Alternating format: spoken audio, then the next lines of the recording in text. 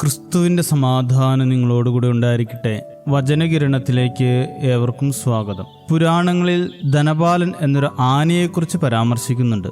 ഭൂമിയിൽ ഉണ്ടായിട്ടുള്ളതിൽ വെച്ച് ഏറ്റവും ബുദ്ധിയും ശക്തിയുള്ള ആന എന്നാണ് അതിനെ വിശേഷിപ്പിക്കുന്നത്. പക്ഷേ ഒരിക്കലും അവന് മതമിളകി. അതോടെ വന്യമായി പെരുമാറാൻ തുടങ്ങി. വലിയ ശക്തിയും ബുദ്ധിയുമുള്ള ആനയായിട്ടും മതമിളകിയാൽ ചങ്ങലക്കിടുകയല്ലാതെ എന്തു ചെയ്യാൻ പറ്റും?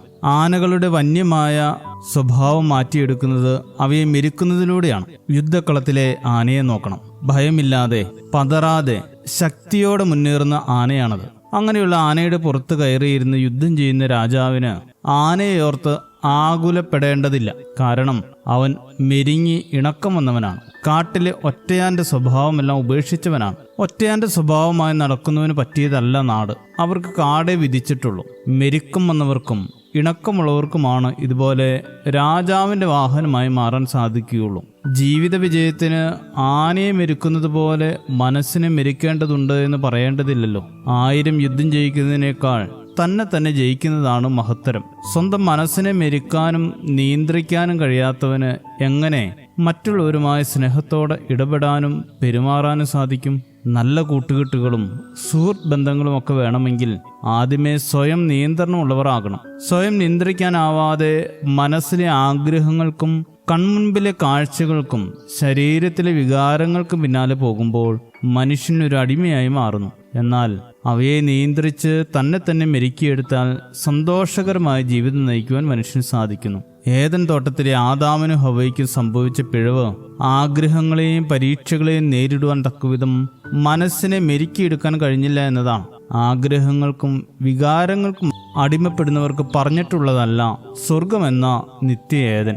എത്ര ബുദ്ധിയുണ്ടെങ്കിലും ശക്തി ഉണ്ടെങ്കിലും സ്വന്തം മനസ്സിനെ മെരുക്കിയെടുക്കാൻ കഴിയാത്തവർ എപ്പോഴുമെങ്കിലുമൊക്കെ വന്യമായി പെരുമാറും. അപ്പോൾ ആനയെ ചങ്ങലയ്ക്കിടെ നിയന്ത്രിക്കുന്നത് പോലെ നിയന്ത്രിക്കേണ്ടി വരും. ജീവിതത്തിലെ ഏറ്റവും വലിയ ശത്രു നമ്മൾ തന്നെയാണ്. നമ്മെ അപകടപ്പെടുത്തുന്നതും കുഴപ്പത്തിൽ കൊണ്ട് ചാടിക്കുന്നതുമൊക്കെ നമ്മുടെ മെരുങ്ങാത്ത മനസ്സാണ്. എന്നാൽ ആ മനസ്സിനെ മെരുക്കിയെടുത്താൽ എത്ര വലിയ ശത്രുവിനെ നമുക്ക് നേരിടാൻ കഴിയും. സദൃശ്യവാക്യങ്ങൾ 16:32 ക്ഷമാശീലൻ കരുത്തിനേക്കാളും മനസ്സിനെ നിയന്ത്രിക്കുന്നവൻ നഗരം പിടിച്ചെടുക്കുന്നവനേക്കാളും ശ്രേഷ്ഠനാണ്.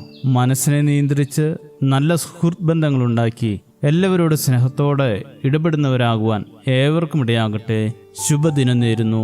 ദൈവം അനുഗ്രഹിക്കട്ടെ. ക്ഷമിച്ചിടുവാൻ എന്നിൽ കരുത്തേകണേ, എല്ലാം മറക്കാൻ വരമേകണേ.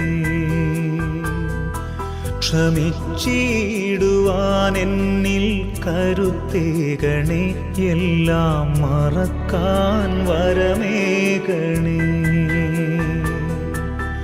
നീറും മനസ്സിലെ മുറിപ്പാടുകൾ എല്ലാം മായ്ച്ചിടുവാൻ നാഥാ കനിയണമേ. നീറും മനസ്സിലെ മുറിപ്പാടുകൾ എല്ലാം മായ്ച്ചിടുവാൻ നാഥാ കനിയണമേ. ക്ഷമിച്ചിടുവാൻ എന്നിൽ കരുത്തേകണേ, എല്ലാം മറക്കാൻ വരമേകണേ.